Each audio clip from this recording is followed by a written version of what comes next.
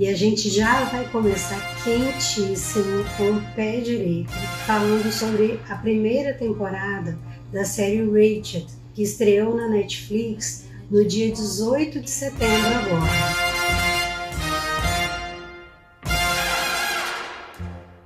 Essa série é produzida por Ryan Murphy, que é produtor de mega sucessos como American Horror Story, que eu amo, que já está no ar desde 2011, tem 9 temporadas e conta com participações icônicas de atrizes como a Jessica Lange, Kate Bates, a própria Lady Gaga e Sarah Paulson, que no caso é a protagonista da série Rachel.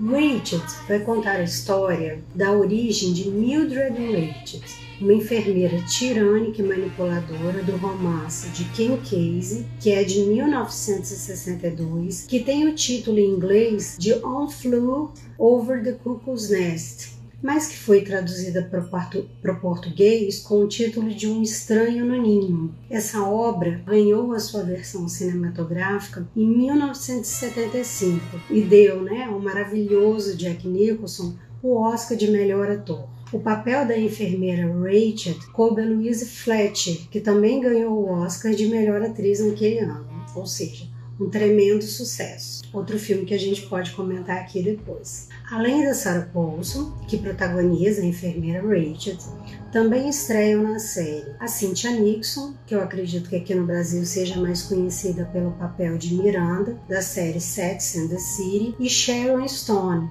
lembrada até hoje pela sua cruzada de pernas muito sensual no filme Instinto Selvagem, de 1992. A série se passa em 1947, quando a enfermeira Mildred Rachel chega para trabalhar em um manicômio em que técnicas experimentais de tratamento são utilizadas nos pacientes. Entre as doenças tratadas, casos graves de esquizofrenia e de melancolia, mas também sodomia, lesbianismo, que na época eram considerados transtornos mentais graves. Para se ter uma ideia de como o estudo dos transtornos mentais ele é recente, a Organização Mundial de Saúde Mental, com a sua classificação internacional de doenças, cuja sigla a gente conhece por CID, ela só incluiu uma seção para transtornos mentais na sua 6ª versão, em 1948. Já a primeira edição do Manual Diagnóstico e Estatístico de Transtornos Mentais, que é conhecido por DSM, foi publicado pela Associação Psiquiátrica Americana, a APA, em 1953, sendo esse o primeiro manual de transtornos mentais focado na aplicação clínica.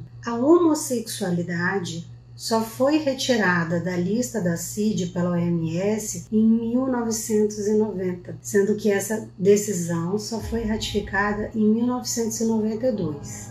Infelizmente, essa decisão não acabou com o preconceito, com a discriminação, mas foi um passo importante para a compreensão da homossexualidade como uma orientação sexual e não como uma doença que necessita de tratamento ou de cura. De acordo com os dados publicados no ano passado pela Associação Internacional de Gays, Lésbicas, Bissexuais, Trans e Intersexuais, a ILGA, em 70 países, hoje, a homossexualidade e não homossexualismo, por favor, ela ainda é criminalizada, sendo passível de prisão e até de pena de morte. Já a transexualidade só deixou de ser classificado como doença pela OMS em junho de 2018, sob forte pressão dos movimentos sociais. E a nomenclatura atual de incongruência de gênero,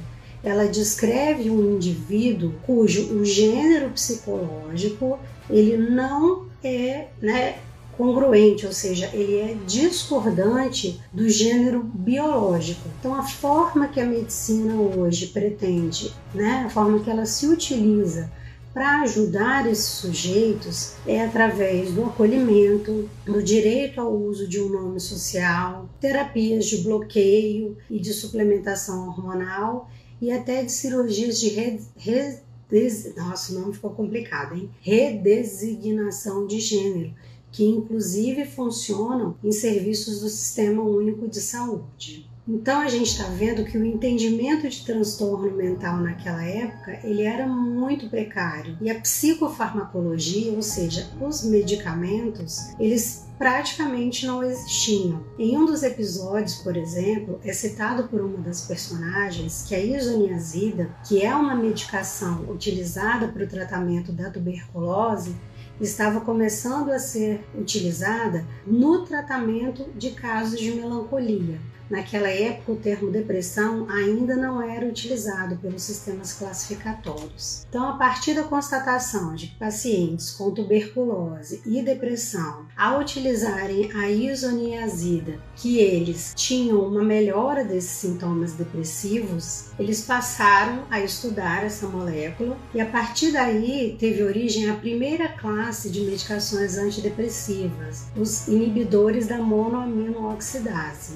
Mas o que é isso? São substâncias que inibem a enzima que vão degradar neurotransmissores que estão fortemente envolvidos no quadro clínico da depressão, como, por exemplo, a dopamina, a serotonina e a noradrenalina. Ou seja, aqueles acasos da medicina, em que a gente mira numa coisa e acerta em outra. Por essa falta de uma farmacopeia eficaz, ou seja, de medicamentos que fossem eficazes para o tratamento dessas condições que eram consideradas doenças, nós vamos ter contato nessa série com tratamentos como a hidroterapia, que consistia como? Eram banhos de 20 minutos em banheiras com águas a 48 graus, intercalados com banhos em banheiras repletas de gelo durante 5 minutos. Isso serviria para acalmar os impulsos nervosos, ou seja, para reduzir esses impulsos, como a sodomia e o lesbianismo. Além disso, também é abordada na série a famosa cirurgia de lobotomia, tanto transcraniana como a técnica transorbitária, que era feito sem anestesia. Um instrumento parecido com um picador de gelo é introduzido dentro da pálpebra e faz a secção das fibras que ligam o córtex pré-frontal, essa região mais frontal do nosso cérebro, que é responsável por todo o nosso planejamento executivo, capacidade de raciocínio, elaboração de nossas emoções. Muito da nossa personalidade passa por aqui, A secção dessas fibras fazia uma desconexão desse lobo com os demais lobos e muitas vezes os pacientes tinham uma grande mudança na personalidade,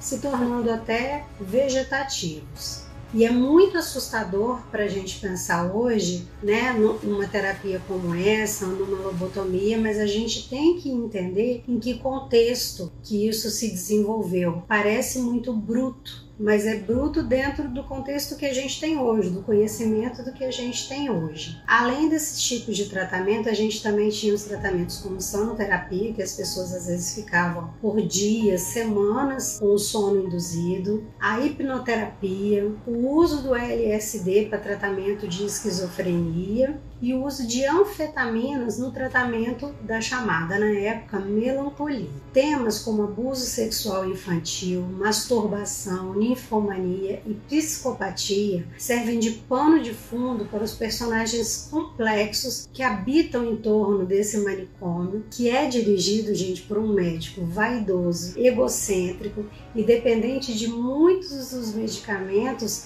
que ele usa em seus pacientes. O clima da série tem a tensão que lembra algumas das temporadas do American Horror Story, mas a gente consegue perceber ali algumas pitadas de David Lynch. A estética visual da série ela é muito forte, com cenários e figurinos monocromáticos, com cores primárias fortes que nos remetem imediatamente às décadas de 40 e 50. A série está programada para 2 temporadas, sendo a primeira que já foi lançada em sua íntegra, com 8 capítulos, e além dos históricos dos primórdios da psiquiatria, ela traz à tona uma discussão que é muito atual. Será que os psicopatas já nascem assim ou são criados pelas suas histórias de vida? Tô aqui vendo que já teve gente que assistiu como eu, que passei esse fim de semana todinho assistindo, né? Que tem uma fotografia linda e um enredo impressionante e surpreendente. Quem ainda não viu, vai lá, confere. Depois vocês me contam o que vocês acharam dessa temporada. E a gente vai continuar aqui trazendo informações. Beijo grande para vocês. Até a próxima!